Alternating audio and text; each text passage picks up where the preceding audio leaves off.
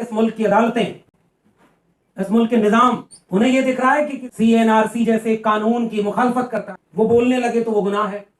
गुनाह है इस देश में क्रांतिकारी इस्तकबाल और इनकलाबी सलाम बोलना, भीमा कोरेगांव के इतिहास को याद करना गुनाह है। इस देश में चाकू तेज करने की बात करना कोई गुनाह नहीं है। घरों में तलवार रखे जाने की बात खुलेआम मंचों से करना गुनाह नहीं है।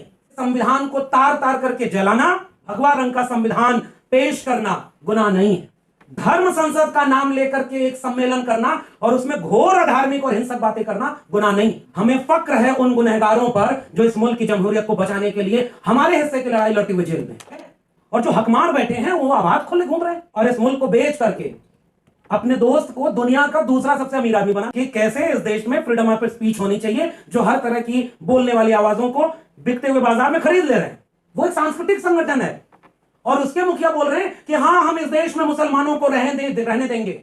यह सब कुछ होता हुआ देखना और तब यह सोचना कि इस देश में संविधान कहां है। और तस्वीर थी, यहां एक आध तस्वीरें कम होंगी, कई तस्वीरें जुड़ेंगी और शायद उन्हीं में से कोई एक तस्वीर की जगह हमारे बीच के किसी व्यक्ति की तस्वीर अगली बार वहां होगी। कोई चैनल बिक जाए, कोई कंपनी बिक जाए, कोई विश्वविद्यालय बिक जाए, तो उस विश्वविद्यालय के बोलने वाले, लड़ने वाले छात्र और प्रोफेसर ही नहीं उसके शिकार होंगे। जो पुलिस वाले को मार दिया ये मुसलमान था और जिहाद का शिकार हो गया, ये तुम अफवाह उड़ा रहे हो, तुम पत्रकार हो, वो मुसलमान नहीं, वो हिंदू है जो तलवार लेकर एंकरिंग करते हैं इस देश में। एक ऐसा सवेरा आएगा, वो सारे लोग बाहर होंगे जो आज जेल में हैं, जिसमें जब कबीर कहीं किसी इतिहास के कोने में खड़े होकर सवाल कर रहे थे कि ऐसी दुनिया, ऐसी बावली पाथर पूजे जाए, वो कबीर सवाल कर रहे थे कि पाथर पूजे हर मिले तो मैं पूजूं, पहाड़ ताते ये चाकी भली पीस खाए संसार, काकर पाथर जोर के मस्जिद लई चनाए ताचड़ मुल्ला बाग दे, क्या बहरा हुआ खुदाए, और इंदौन राह न पाई, हिंदुन की हिंदुआई देखी तो तन की तुरकाई। जो लोग कैद हैं, जिनकी तस्वीरें, अभी एक साथी ने कहा कि पहले हम लोग आते थे किसी और को छुड़ाने, अब ऐसा लग रहा है कि अपने ही कोई घर का उन तस्वीरों में दर्ज हो गया। तस्वीरें कम हुआ करती थी, वो बढ़ती जा रही हैं। और सच बात यह है कि ऐसे बहुत सारे लोग इस देश के तमाम अलग अलग हिस्सों में अपने हक हुकूक के लिए लड़ने बोलने की वजह से कैद हैं, और शायद उनकी तस्वीरें भी, उन सब की तस्वीरें यहां नहीं है। और गुनाह क्या है? और सुन रहे थे, हम भी सुन रहे थे उस गुनाहों को जिनका खामियाजा ये भुगतना पड़ रहा है कि इस मुल्क की अदालतें, इस मुल्क के निजाम और जितने भी किस्म के हुक्मरान हैं, उन्हें यह दिख रहा है कि किसी का गुनाह यह है कि वो CNRC जैसे कानून की मुखालफत करता है और अपने लोकतांत्रिक हक के लिए वो बोलने लगे तो वो गुनाह है। कोई किसी के घर में किताब या कोई दस्तावेज बंदूक की तरह मिल रहा है, वो गुनाह है।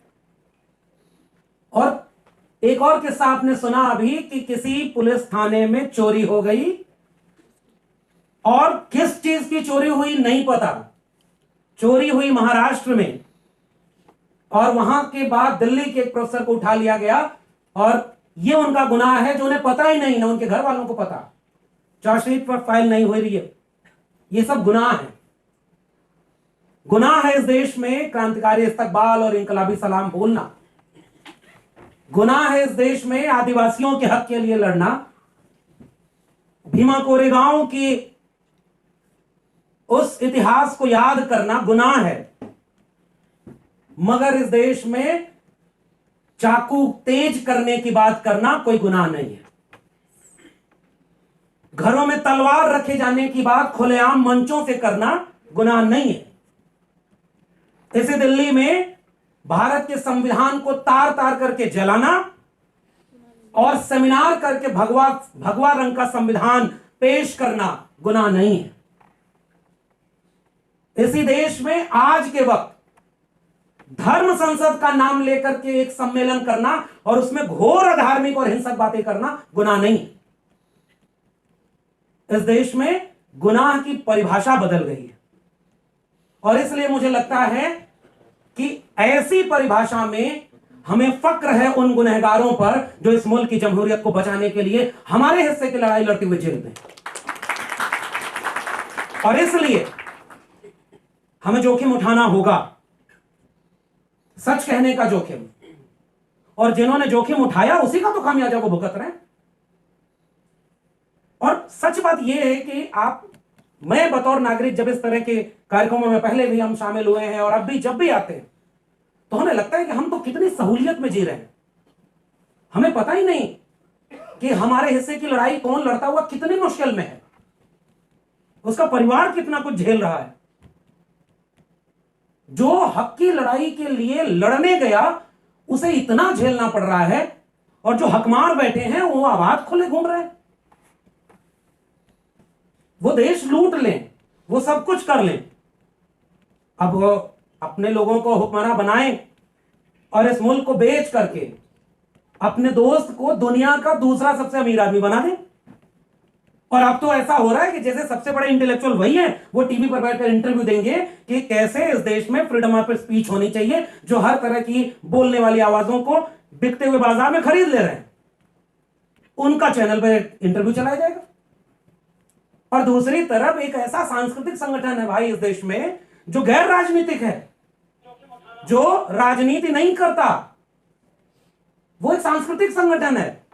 और उसके मुखिया बोल रहे हैं कि हां हम इस देश में मुसलमानों को रहने देंगे। रह सकते हैं वो? भाई आप कौन है इस देश में यह बात कहने वाले कि आप रह सकते हैं या आप नहीं रह सकते? अभी तो आप वाला देश बना भी नहीं है जो अखंड भारत आप बनाना चाह रहे हैं। यह सब कुछ होता हुआ देखना और तब यह सोचना कि इस देश में संविधान कहां है, क्या कर रही है न्यायपालिकाएं, कहां खड़ा है वो कानून, वो चार्जशीट, वो मुकदमे, वो जेलें किसके लिए बनी थी और कौन कहते हैं? भाई ये सब सवाल दरअसल आपसे नहीं अपने आप से पूछ रहा हूं। जब प्रोफेसर साईं बाबा का किस्सा सुना रही थी और मैडम ने ये कहा कि उनको ढंग से जेल में खाना मिले, इसके लिए जेल के बाकी साथी जब भूख हड़ताल करते हैं तब उन्हें हॉस्पिटल ले जाना है या उनकी बुनियादी जो जरूरत है वो पूरी हो पा रही है। आप कल्पना करें कि कानून कहां है। हम इतिहास में पढ़ते थे कि भगत सिंह और उनके साथियों को जेल में अनशन करना पड़ता था, लड़ाई लड़नी पड़ी, कुर्बानी देनी पड़ी। और बहुत भावनात्मक बात है, लेकिन सोचना होगा इस मुल्क के लोगों को, अगर आज भगत सिंह होंगे कहीं तो सोच रहे होंगे हम किनके लिए शहादत दिए, और ये देश बाकी मुल्क के जो अमन पसंद लोग हैं वो चुपचाप सब होता हुआ देख रहे हैं। कोई आदिवासियों के बीच से पत्रकार को उठा ले गया, कोई छात्र को विश्वविद्यालय से ले गया, कोई प्रोफेसर को ले गया, कोई आंदोलन करने वाले लोगों को ले गया, और बाकी देश में कोई हलचल ना हो। तो फिर इससे किसको हिम्मत मिलती है? हिम्मत उन्हें मिलती है, वो चाहते हैं कि बारी बारी करके एक एक आवाज को खामोश कर देंगे। मुझे लगता है कि आज की इस बातचीत का एक मकसद तो शायद यह भी होगा कि इस दिल्ली के छोटे से कमरे की चारदीवारी के दूर, बहुत दूर देश के कोने कोने में शायद ये आवाजें जाएंगी, शायद उनके निर्जीव से पड़े जिस्म को झकझोरेंगी कि भाई आपके देश में अब क्या क्या हो रहा है, आप कब जागोगे। मैं इसी उम्मीद से यहां आया हूं, क्योंकि अगर ऐसा नहीं हुआ तो सच है कल कोई और तस्वीर थी यहां, एक आध तस्वीरें कम होंगी, कई तस्वीरें जुड़ेंगी, और शायद उन्हीं में से कोई एक तस्वीर की जगह हमारे बीच के किसी व्यक्ति की तस्वीर अगली बार वहां होगी।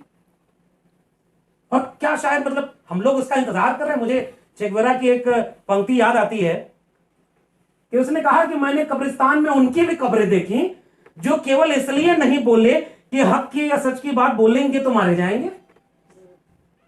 तो ये कोई जरूरी नहीं है कि जो बोलेगा वही सजा पाएगा, वही कैद होगा। जो नहीं बोल रहा है, खामोश है, नंबर तो उसका भी आएगा। कोई चैनल बिक जाए, कोई कंपनी बिक जाए, कोई विश्वविद्यालय बिक जाए, तो उस विश्वविद्यालय के बोलने वाले, लड़ने वाले छात्र और प्रोफेसर ही नहीं उसके शिकार होंगे। जो खामोश होकर के उस विश्वविद्यालय प्रशासन और देश के प्रशासन के साथ खड़े थे, वो भी तो उसके शिकार होंगे और हो रहे हैं। तो मैं केवल ये बात सोच रहा हूं और अपील और गुजारिश कर रहा हूं इस मुल्क के लोगों से कि आप कब क्या अपने अपने अपने बारी का इंतजार कर रहे हैं? कैसा देश बनाया जा रहा है भाई? किस बात पर बहस होनी चाहिए? नफरत का व्यापार चारों तरफ। कोई टीवी एंकर कोई बयान दे दे कि भाई ये देखो, ये व्यक्ति जो पुलिस वाले को मार दिया ये मुसलमान था और जिहाद का शिकार हो गया, ASI, और कुछ दिन बाद, कुछ ही घंटे बाद पुलिस आके बयान दे रही है, भाई ये गलत, तुम अफवाह उड़ा रहे हो, तुम पत्रकार हो, वो मुसलमान नहीं वो हिंदू है। ट्वीट डिलीट हो गया, काम खत्म, अगला शिकार की तलाश कर रहे हैं वो जो तलवार लेकर एंकरिंग करते हैं इस देश में। कुछ दिन में तलवार लेकर के विश्वविद्यालय में पढ़ाई भी होगी। मैं तो उसी विश्वविद्यालय से आ रहा हूं, बड़ा चिंतित हूं, परेशान हूं। हमारे विश्वविद्यालय में अब नए नए सिलेबस बन रहे हैं कि भारतीय परंपरा, भारतीय संस्कृति, भारतीय चिंतन धारा, इनको हम विश्वविद्यालय के विद्यार्थियों को पढ़ाएंगे। लेकिन मैं एक सवाल पूछता हूं कि क्या उसमें भारतीय चिंतन, परंपरा, धारा और इन सब में वो सारे सवाल पूछने वाले लोग शामिल होंगे या नहीं? और वो कौन सा भारत होगा जिसमें सच बोलने पर गुनाह ये मिल रहा है कि सजा मिलेगी, आप जेल जाएंगे? तो इसलिए मैं उम्मीद करता हूं, पता नहीं ये कार्यक्रम करके शायद यहां आने का एक फायदा केवल मुझे ये दिखता है कि हम सब एक दूसरे से हिम्मत लेते हैं और हिम्मत देते हैं। जिनके परिवार के लोग जेल में बंद हैं, वो अगर अपनी बात खत्म करते करते ये बात कह के जाएं कि एक ऐसा सवेरा आएगा, वो सारे लोग बाहर होंगे जो आज जेल में हैं, तो मुझे लगता है कि हमें यहीं से हिम्मत मिलती है। जब वो नहीं टूट रहे तो हम क्यों टूटे? और शायद हम सब एक दूसरे को हिम्मत दे करके ही टूटने से बचा पाएंगे। क्योंकि मेरा मानना यह है कि इतिहास, मैं अभी कुछ लोगों से बातचीत कर रहा था तो मुझे याद आ रहा था वही भारतीय चिंतन, परंपरा, भारतीय संस्कृति, जिसमें जब कबीर कहीं किसी इतिहास के कोने में खड़े होकर सवाल कर रहे थे कि ऐसी दुनिया, ऐसी बावली पाथर पूजे जाए, वो कबीर सवाल कर रहे थे कि पाथर पूजे हर मिले तो मैं पूजूं पहाड़ ताते, ये चाकी भली पीस खाए संसार, काकर पाथर जोड़ के मस्जिद लई चनाए, ताचड़ मुल्ला बाग दे क्या बहरा हुआ खुदाए, अरे इन दोन राह न पाई, हिंदुन की हिंदुआई देखी तुर्कन की तुर्काई। वो बार बार एक सवाल कर रहे थे कि मोको कहां ढूंढे रे बंदे, मैं तो तेरे पास में, पोथी पढ़ पढ़ जगमुआ, क्या कुछ नहीं कहा है। उस दौर में कौन हुक्मरान था, किसने क्या किया, उसे इतिहास भूल गया है। कबीर जो अकेला चला वो आज भी इतिहास में दर्ज है और वो याद किया जा रहा है। इसलिए मुझे उम्मीद है कि ये सारे हक की लड़ाई लड़ने वाले इतिहास में दर्ज रहेंगे, और जब भी 2022-23 का इतिहास पढ़ा जाएगा तो ये याद किया जाएगा प्रोफेसर साईं बाबा, प्रोफेसर हनी बाबू, खालिद सैफी, उमर खालिद और तमाम वो सारे आदिवासी, दलित एक्टिविस्ट, मुसलमान एक्टिविस्ट, छात्र, प्रोफेसर हमारे हिस्से की लड़ाई लड़ते हुए जेल में थे। और उस समय फिर एक सवाल और हमसे पूछा जाएगा कि हम बाहर थे तो क्या कर रहे थे? हम बाहर थे और हम ये जानते थे कि यह गलत हो रहा है, तो हम क्या कर रहे थे? मुझे लगता है कि ये वो सवाल है जिसका जवाब शायद हमारे पास नहीं होगा। और इसलिए मैं शायद इस मंच पर खड़ा होकर केवल खुद से एक अपील करना चाहता हूं कि यह न देखा जाए कि जुल्म कितना बड़ा है। मुझे याद आ रहा है हमारे दौर में सच बोलना गुनाह है। राजेश जोशी की एक कविता है, जो सच बोलेंगे मारे जाएंगे। और अभी का हकीकत यह है कि जो सच नहीं भी बोल रहे हैं, उनके खेमे में नहीं है तो भी मारे जा रहे हैं। जो उनके खेमे में नहीं है उसको बदनाम करो, उसको खत्म करो, और जितने लोग उनके खेमे में हैं वो नफरत का व्यापार कर रहे हैं। मुझे लगता है कि उनका काम आसान है, उनका काम है नफरत का, उनका काम है लोगों को लड़ाने का, तोड़ने का। हिंदुओं को खुश करो, देखो हमने मुसलमानों को ठिकाने लगा दिया। ये सच है भाई, इस देश में साफ तौर पर आपको ये मैसेज दिया जा रहा है कि आपको हिंदू राष्ट्र बनाना है, आपको अखंड भारत बनाना है। इसके खिलाफ कोई बोलेगा तो उसको हम जेल में डाल देंगे, और देखो मुसलमानों को हमने ठिकाने लगा दिया, आप हिंदू बनकर खुश हो गए।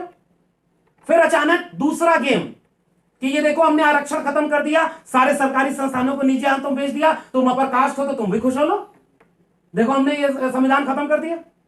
फिर तीसरी तरफ आप अगर अमीर हैं तो ये देखो गरीबों को हमने इतना कमजोर कर दिया है कि कहां 5 ट्रिलियन इकोनॉमी, अच्छे दिन, 15 लाख हर अकाउंट में, 2 करोड़ रोजगार, बुलेट ट्रेन, सब भूल जाओ। 80 करोड़ लोग 5 किलो अनाज और 500 रुपए पर वोट देने के लिए मजबूर हैं, अमीरों खुश हो जाओ। ये बिल्कुल मुझे लगता है कि ये देश बिल्कुल बटा हुआ 2 देश है, और इसमें 90% आवाम को यह कहा जा रहा है कि तुम्हारे दुश्मन देखो किसी धर्म के लोग हैं, किसी जाति के लोग हैं, किसी और तरह के लोग हैं, और सबको आपस में बांट करके ऐसे ही चुन चुन करके हमारे लोगों को कैद किया गया। मैं उम्मीद करता हूं कि इस मंच से या इस मुहिम से एक आवाज ऐसी उठेगी, स्याह रात नाम लेती नहीं ढलने का, यही तो वक्त है सूरज तेरे निकलने का। और अब वो सारी लड़ाइयां गोलबंद होनी चाहिए। यही मुझे लगता है कि रास्ता यही है। हम सबको न्यूनतम सहमति पर एक बड़ी एका बनानी होगी, और न्यूनतम सहमति इस बात की कि हमें भारत के संविधान में भरोसा है, हम अपने मुल्क के आईन को बचाना चाहते हैं, हम इस मुल्क के इस पूरे रिवाज को बचाना चाहते हैं जिसमें साझी शहादत से साझा विरासत वाला एक भारत बना था। हम गरीब अमीर के बीच की खाई कम करना चाहते हैं। हम इस देश में महिलाओं को उनके हिस्से का हक देने के पैरोकार हैं। हम इस देश के आदिवासियों की लड़ाई में शामिल हैं। हम इस देश के दलितों की हर लड़ाई में शामिल हैं। हम इस देश के पिछड़े तबके के किसान, कामगार जातियों और मजदूरों की लड़ाई में शामिल हैं। हम विद्यार्थियों की लड़ाई में शामिल हैं। तो क्यों ना आओ हम सब मिलकर एक दूसरे की लड़ाई में शामिल हों, और आज नहीं तो कल ये वक्त बदलेगा। और मैं उम्मीद करता हूं जहां हमारे पूर्व के वक्ताओं ने बात खत्म की, वहीं मैं भी बात खत्म करना चाहता हूं कि उनकी जेलें टूटेंगी और हमारे साथी बाहर आएंगे। हम जीतेंगे, इसलिए लड़ेंगे।